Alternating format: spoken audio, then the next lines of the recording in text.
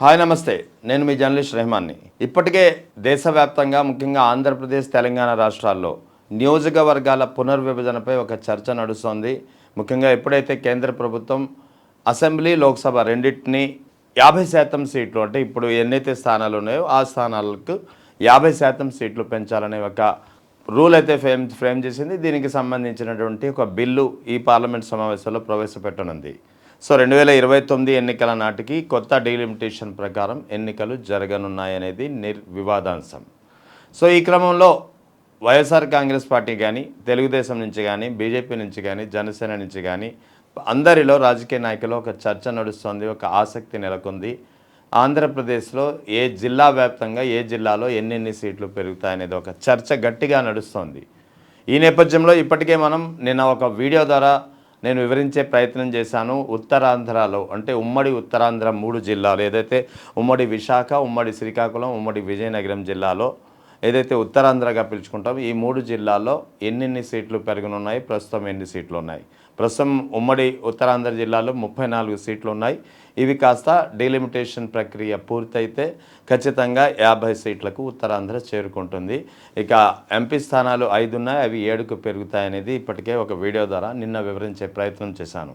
ఇప్పుడు మరోసారి ఓవరాల్గా, అంటే నిన్న కేవలం ఉత్తరాంధ్రకే పరిమితమైంది నా వీడియో. ఇక ఓవరాల్గా స్టేట్ మొత్తం ఉన్నటువంటి అన్ని జిల్లాల్లో ఏ జిల్లాల్లో ఎన్నెన్ని సీట్లు పెరగవచ్చు అనేది ఒక క్లియర్ పిక్చర్ మీకు ఇవాళ ఇవ్వబోతున్నా. దీనికి సంబంధించినటువంటి ముందుగా రాయలసీమ నుంచి మనం మొదలు పెడదాం.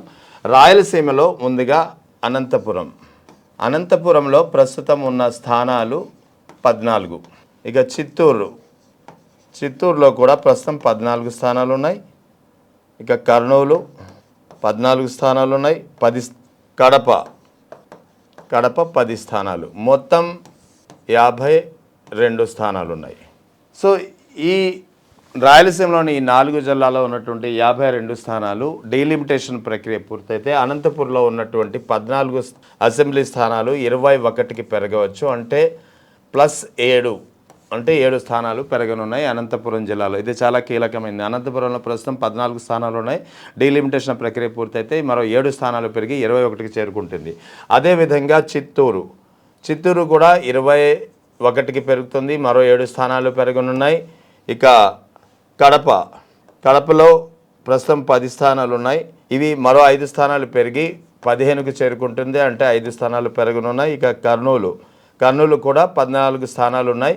ఇవి 21కి పెరగనున్నాయి, అంటే 7 స్థానాలు పెరగనున్నాయి. సో ఓవరాల్గా రాయలసీమ జిల్లాలో మొత్తం 52 స్థానాలు కాస్త ఇప్పుడు 71 స్థానాలకు పెరగనున్నాయి. అంటే రాయలసీమ జిల్లాలో ఏకంగా దాదాపుగా 19 అసెంబ్లీ స్థానాలు రాయలసీమ 4 జిల్లాల్లో పెరగనున్నాయి. ఇది రాయలసీమకు సంబంధించినటువంటి ఒక క్లియర్ పిక్చర్.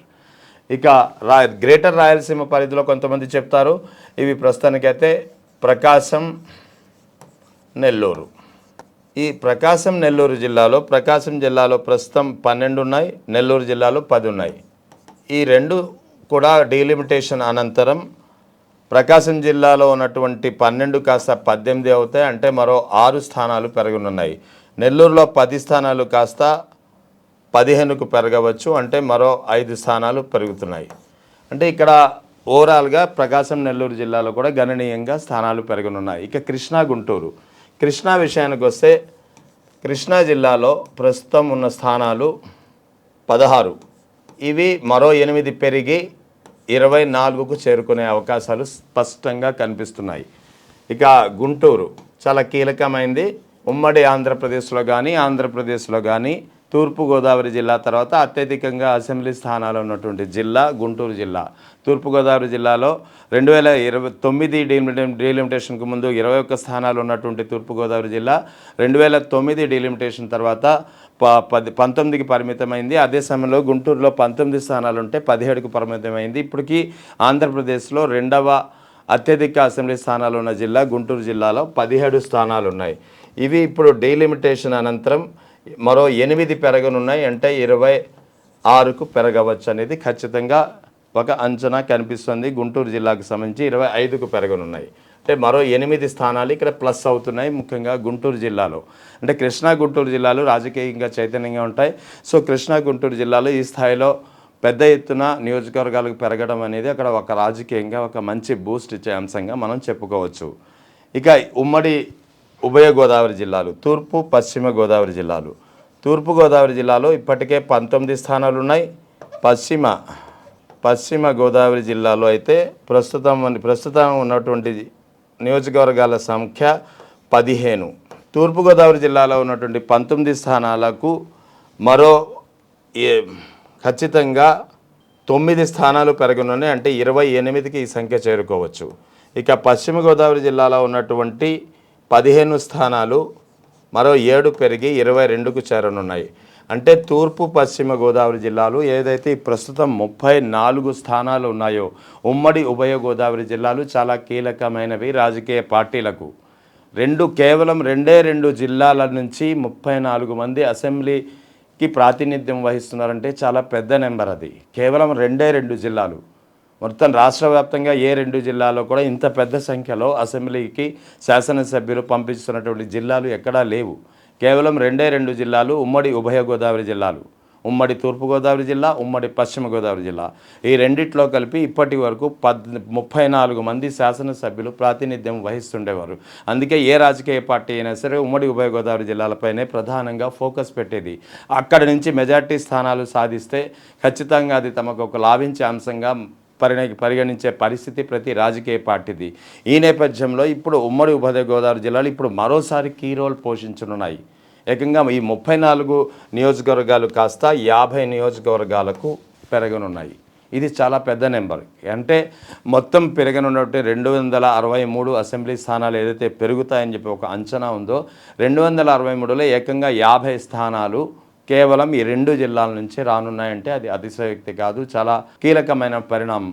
ఇక ఉత్తరాంధ్ర గురించి మనం ఇప్పటికే తెలుసుకున్నాం. ఉత్తరాంధ్రలో విశాఖ జిల్లాలో ఉన్నటువంటి 15 సీట్లు కాస్త 23 నుంచి 24కు చేరుకోవచ్చు. ఇక విజయనగరంలో ఉన్న 9 నియోజకవర్గాలు కాస్త 13 లేదా 14కు పెరగవచ్చు. ఇక శ్రీకాకుళం జిల్లాలో ఉన్నటువంటి 10 నియోజకవర్గాలు కాస్త 15కు పెరగవచ్చు. మొత్తానికి ఉత్తరాంధ్రలో ఉన్నటువంటి 34 నియోజకవర్గాలు, అంటే ఉత్తరాంధ్ర 3 జిల్లాలో ఉన్నటువంటి 34 నియోజకవర్గాలు కాస్త ఇప్పుడు 50కు పెరగనున్నాయి. సో ఇది ఓవరాల్గా ఒక పిక్చర్. ముఖ్యంగా రాయలసీమకు సంబంధించి, ప్రకాశం నెల్లూరు జిల్లాలకు సంబంధించి, కృష్ణా గుంటూరు జిల్లాలకు సంబంధించి, ఉమ్మడి ఉభయ గోదావరి జిల్లాలకు సంబంధించి, ఇటు ఉత్తరాంధ్రలోని 3 జిల్లాలకు సంబంధించి ఓవరాల్గా 263 స్థానాలకు ఈ మొత్తమైన నెంబర్ అనేది పెరగనుంది. సో ఇదంతా క్లియర్ పిక్చర్. ఇప్పటివరకు నేను చూపించింది మీకు జిల్లాల వ్యాప్తంగా ఆంధ్రప్రదేశ్లో ఏ జిల్లాలో ఎన్నెన్ని అసెంబ్లీ సీట్లు పెరగనున్నాయి అనేది ఒక క్లియర్ పిక్చర్. సో ఇక డీలిమిటేషన్ ప్రక్రియ అవసరం అన్నీ ఒకసారి పరిస్థితే. డీలిమిటేషన్ ప్రక్రియ చాలామంది అనుకుంటుంటారు 2009 తర్వాత, అంటే దాదాపు 20 సంవత్సరాల తర్వాత ఇప్పుడు డీలిమిటేషన్ ప్రక్రియ మళ్ళీ వస్తుందంటారు. కానీ వాస్తవానికి మనం ఒక సమీకరణాలు కొన్ని లెక్కలు కనుక పరిశీలిస్తే నిజమైనటువంటి డీలిమిటేషన్ అనేది దాదాపు 56 సంవత్సరాల తర్వాత ఇప్పుడు మనం చూడబోతున్నాం. ఎందుకంటే వాస్తవానికి 2009లో జరిగినటువంటి డీలిమిటేషన్ దేశవ్యాప్తంగా జరిగింది డీలిమిటేషన్. దీనివల్ల ఓవరాల్గా నియోజకవర్గాల బౌండరీలు మారాయి తప్ప, అంటే జనసాంద్రత ఆధారంగా, డెన్సిటీ ఆధారంగా కొన్ని జిల్లాల్లో నియోజకవర్గాలు తగ్గడం, కొన్ని జిల్లాలో నియోజకవర్గాలకు పెరగడం మాత్రమే జరిగింది.